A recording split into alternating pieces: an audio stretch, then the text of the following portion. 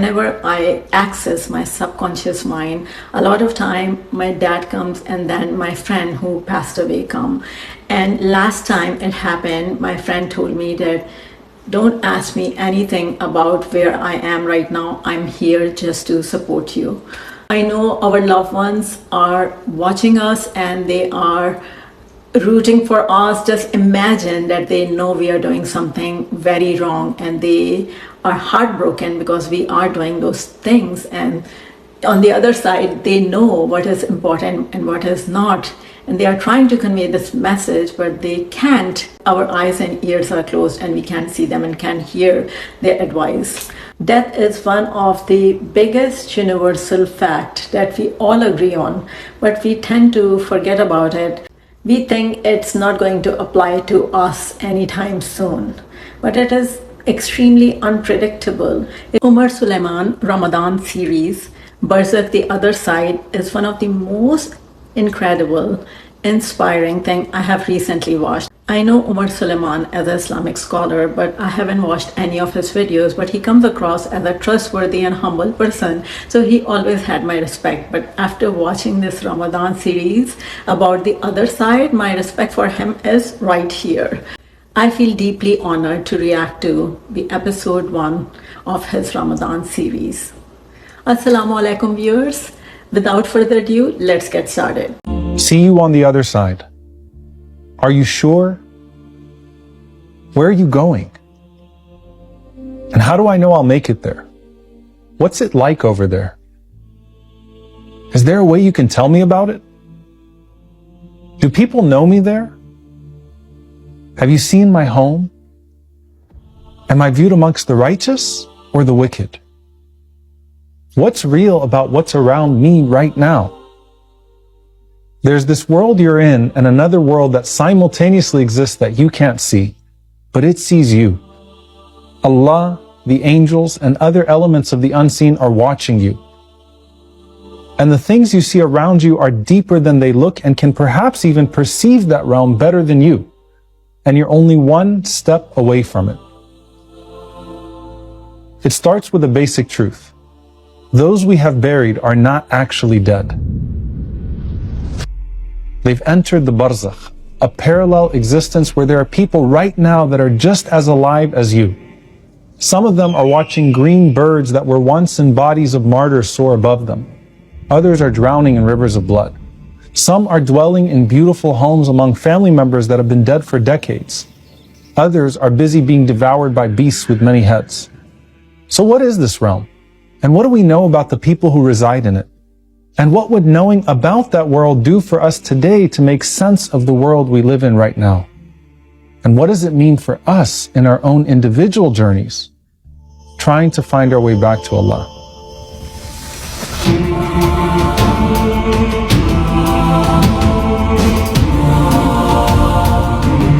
If you are a Muslim, you know about Barzakh. I know about Barzakh too, but he has explained it in such detail that I have not heard these details in the past by anyone, and it was much needed. Death is the biggest reality of our life, and most people seem to avoid it, or they are in denial.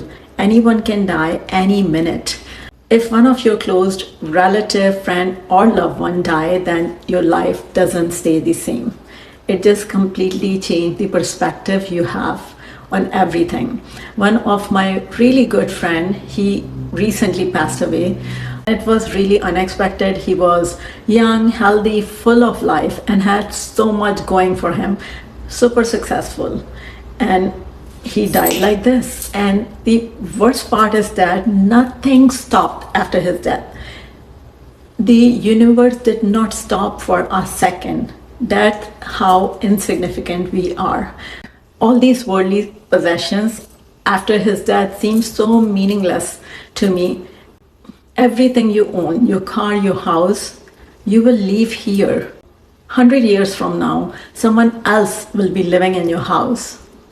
They wouldn't even know anything about you. I believe if we just remember our death every day, it will make us better humans. Before our actions, we should keep in mind whether this action is good for this life and also for the afterlife. I'm going to replay the most thought-provoking part.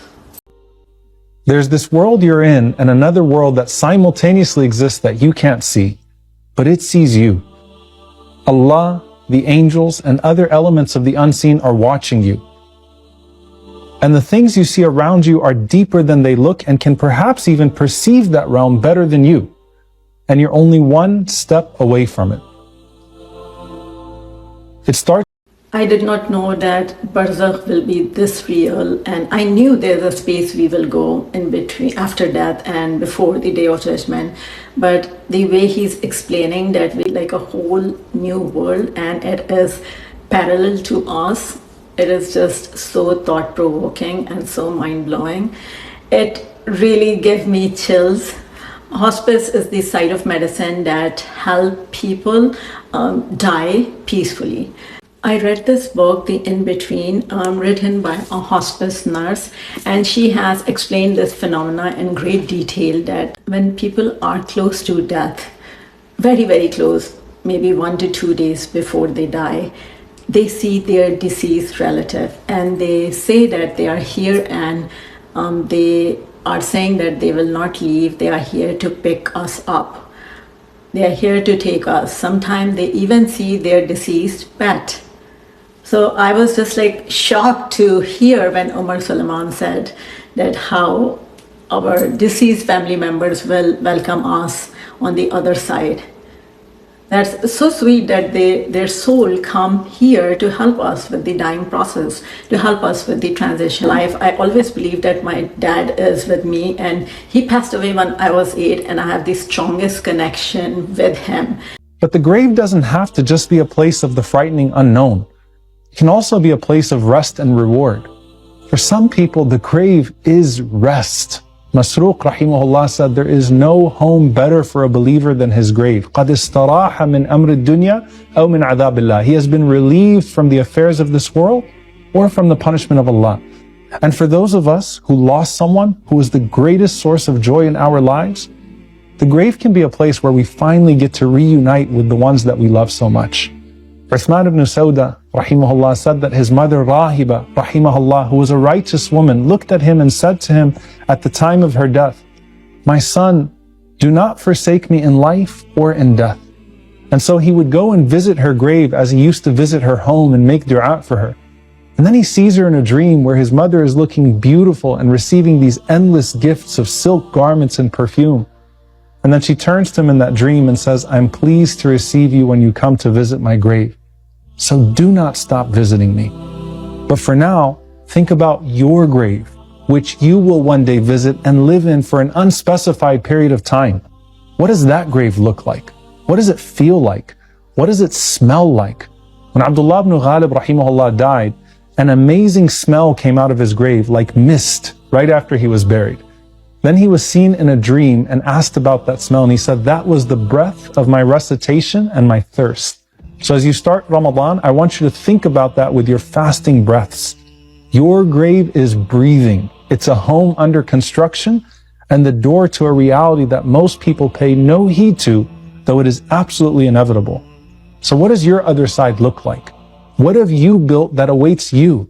And what answers will we find beneath the surface that will give us enough clarity to make the cruel world above it make a bit more sense? So Omar Suleiman has only reinforced my belief that our deceased loved ones are living a parallel life and they are watching us. The other thing that gave me shivers is that when a person dies, they don't actually die. They just move on to the other side. I want to end this video by saying thanks to Omar Suleiman for creating such a powerful and incredible series on the other side, the Barzakh, the life after death, before the Judgment Day. Please let me know in the comment section. Thank you so much for watching. I'll see you next time.